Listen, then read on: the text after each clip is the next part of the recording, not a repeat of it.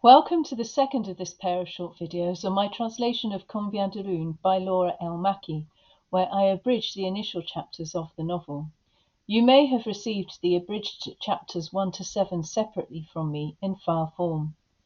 In this reading, for brevity, I curtail the chapters still further and omit chapter 5. Chapter 1. Anna. Anna lands on her feet with perfect agility. The wall has scraped her belly and grazed her knees. They're stinging a bit. Careful of the dog, says Pierre.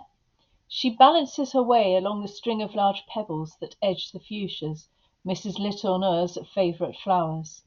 In a tie, she tends to clarify, with blue hortensias. Morning is coming. In the blue darkness, her body is outlined sharply, crisp and buoyant and full of new assurance. Life isn't the same anymore. In the distance, she notices the cut glass curves of the moon as it pierces through the branches. Some of the trees seem to be floating, trunkless, in the dark sky. When she gets to the river, she pauses to catch her breath. The air is carrying along a faint melody, the hoot of an owl, the rustling of leaves, the cracking of branches, and the darting current with its old familiar noise. Anna plunges her hand into the water. Ripples are formed at the touch of her fingers, then large graceful arcs, and on this canvas that laps at her skin she tries and fails to distinguish what is reflected. The adjacent stones, her face, the shadow of the big weeping willow that sways alongside. Chapter 2. Ethel. Her eyes are smarting from the cold. She shouldn't have put on mascara. It's her indulgence, though, her coquetry, says her husband, and he often emphasizes this word with a squeeze before absconding, leaving her by the wayside, as it were, without a lot of clue where to go. With every step she regrets her haste. She stops for a few seconds now and then, slowing her momentum as far as she can to weigh up the next thing she's ruining. She recalls dinner. She had smiled, had feigned surprise and delight, saying what any female friend would have said at that moment. "That's wonderful! How far along are you? How are you feeling?" And amid this play-acting that was provisionally saving her from running aground, she had knocked over her glass. The wine had spread like blood over the cloth that was fucked now, and she had felt an immense pain that had crushed her, an unfamiliar, ludicrous pain, and she had looked at Jocelyn, who wasn't saying a word, wasn't dabbing up the wine, Jocelyn, who had no idea what was going on inside her. Ethel ducks into the car. She turns the ignition key. The car judders a bit, and the engine, as if exhausted, wails continuously. She tries again, doggedly determined and suddenly sweary. She rips open her bag, rummages among the tissues, receipts, and an old cardigan, and her only just charged phone that she finds out of battery. In the boot, her hurrying hand comes across the parasol from last summer. The sand sticks to her clammy hands and gets under her newly done nails. In one corner, an old torch that's never any use. Knackered, that as well. A light wind makes a tree bend slowly against the open door. A big leafy arm caresses the bodywork and brushes against Ethel, who thinks she's in danger for an instant. Ethel raises her face to the sky and looks at the moon as though for the first time.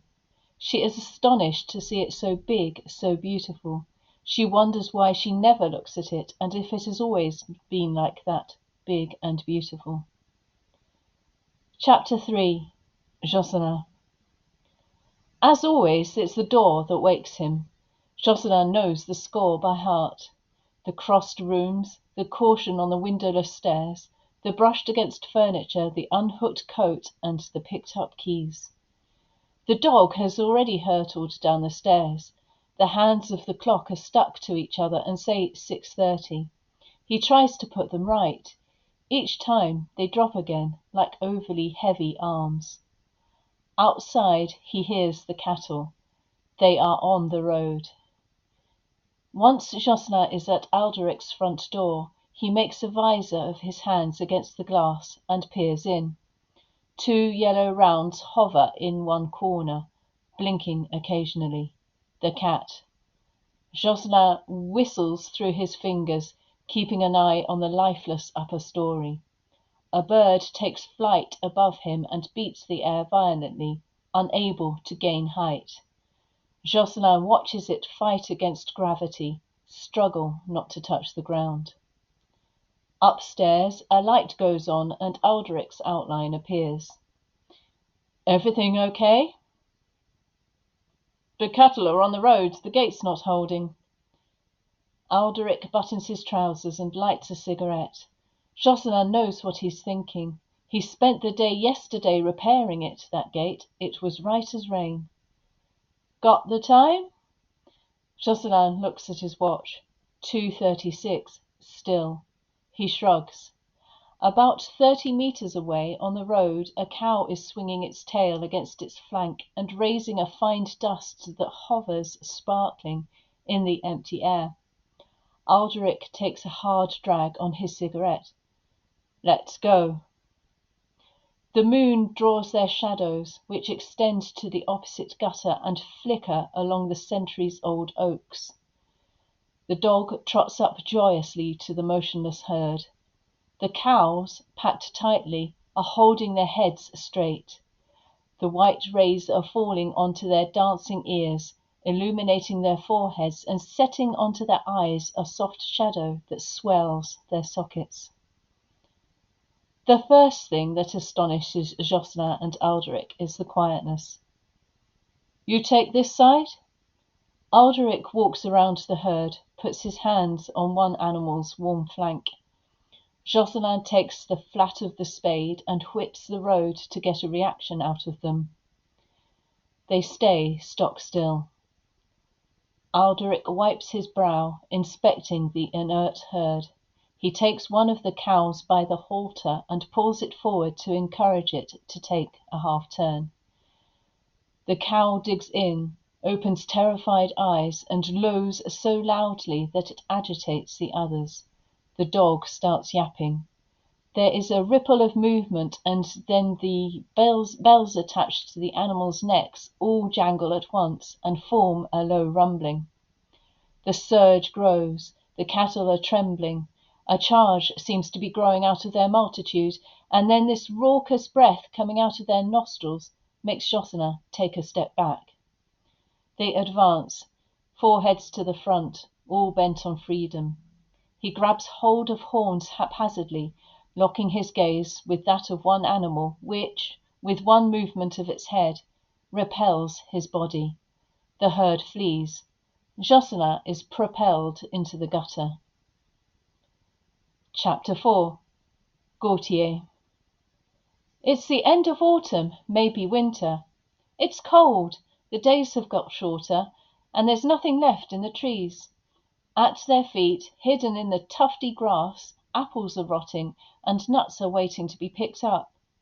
Gautier walks quickly. He's having to take 2 steps when the grown-ups are only taking 1. Jocelyn has relit a cigarette. He's shiftily looking left and right and spitting out the smoke that swirls behind him like a ghost's coming out of his back. Gautier doesn't know where they're going. His laces are coming undone beneath his eyes. He doesn't dare stop to do them up again. He doesn't want to hold up the team he's just become part of. The big stone wall comes up on the left. It's a rampart if you ask him. It's Jocelyn who knocks on the door. 3 clear blows that make a mouse scuttle out from under a stone.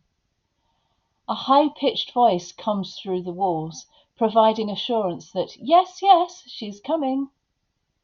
Hello, gentlemen, what's up? Mrs. Letourneur crosses her arms, and Gautier notices Jocelyn staring at her bosoms, which can be seen through her dressing gown, before giving him, Gautier, a furious look, and straight away he lowers his eyes to his undone laces. The power's off. We need the keys for the transformer, and we need to talk to the mayor.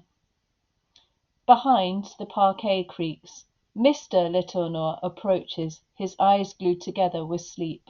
He is followed by Pierre. What's the problem? Leaning against the wall, Jocelyn smokes an umpteenth cigarette and begins to tell all.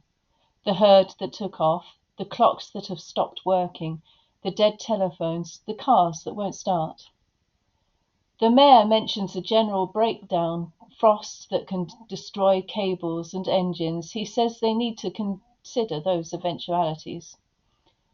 As for Gautier, he has another theory. He knows he's 7, he has to keep quiet, but at times like this, any idea's a good one, right? It's odd nobody suggested them. The pikeys. Gautier has never seen any, but he imagines them to be little, clever, a bit hairy. They haven't got any eyes, their mouths take up their whole face, and their bodies are dressed in huge leaves because nature is their only home and has ended up covering them all over. Maybe, while tumbling about, they've broken the electric cables. Maybe it's the pikeys. All heads turn to look at him. His father loosens the hand he has been holding tight and says it is time to go home. Gautier sees the embarrassment on his face, like he's said something stupid. Chapter 5. Anna, omitted. Chapter 6. Ethel. The night has devoured some of the terrain, the other parts lit by the moon. Ethel notes the immaculate grass, the nearly white trees in the distance. She's not afraid of the dark, but she is of its denseness. She closes her mouth around her fingers and whistles. The echo dies in seconds. Max! That's the first thing she wanted to do after Jocelyn left just now. Find Max. She calls him again, encourages him to show himself with a click of her tongue, and expects to see him leap out of the bushes, to scamper off like he usually does, tongue in the wind and tail in the air. She does a half-turn towards the track reserved for the tractor and sinks into the soft soil. She almost slips several times. Over there on the road, the neighbours are arguing. She recognises Suzanne, who comes up and falls into her arms. We were saying we'd be better off joining the others at the town hall. It's getting me down staying at home, isn't it you? On their way, doors and windows open and people approach, holding candles and lighters and looking helpless and distraught. They conjecture a sabotage, a war. They feed on meteorological or supernatural theories. They like writing the story, most of all. Ethel and Suzanne move at one pace towards the town hall, huddled together, keeping each other warm. Alderic, standing on the town hall steps, kisses Suzanne and wants her to sit down, but she refuses. She's not ill, after all. She'd like to help. What can we do? He and Jocelyn have been to check the transformer. They found nothing abnormal, no wear, nothing's happened to the insulation, lightning conductors, the switch. Nothing. And then Jocelyn lost his rag and left him standing. Ethel wanders off a bit. Jocelyn arrives. He is pushing a wheelbarrow full of kindling and twigs and tips it over near to the pile. The kindling has caught fire. The flames are unfurling. Jocelyn walks around to make them grow, and all arrive from the road. All converge on this glimmer, which, bit by bit, becomes a fire. Sticking to one another, they'll be glued together soon. Ethel watches the silhouettes emerge from between the flames, faces reddened, hands extended to get warm. The kisses exchanged, the ashes aloft, and Jocelyn amid the specks. Jocelyn, who stares at the blaze, lulled, like the others, by this incredible stillness. Chapter 7. Jocelyn. The rule's a simple one, though. Everyone gets a chance to speak, and you have to listen to what each has to say. But that's beyond them all. Everyone ignores the rule. Voices clamour, there's hand-raising, there's swearing, all those voices merging into one enormous one. It's spectacular. The children are waiting for the grown-ups around them to find a solution. They're tapping sticks on the ground, passing around whispered messages, or drawing faces using small stones. Jocelyn envies their carefreeness, the way they're bowing to the uncertainty and not letting it hold sway. He looks closely at the crimson silhouettes, the ones taking measure or settling their accounts. The faces look a bit mad. He looks up. There's nothing to be learnt from the dark sky, and yet the moon, sharply outlined, one side of patinated stone, the other more irregular, with chasms and reliefs, the moon is resplendent and calm, and he's the opposite of all that. He's as loathsome as the moon is pure. Thank you for watching.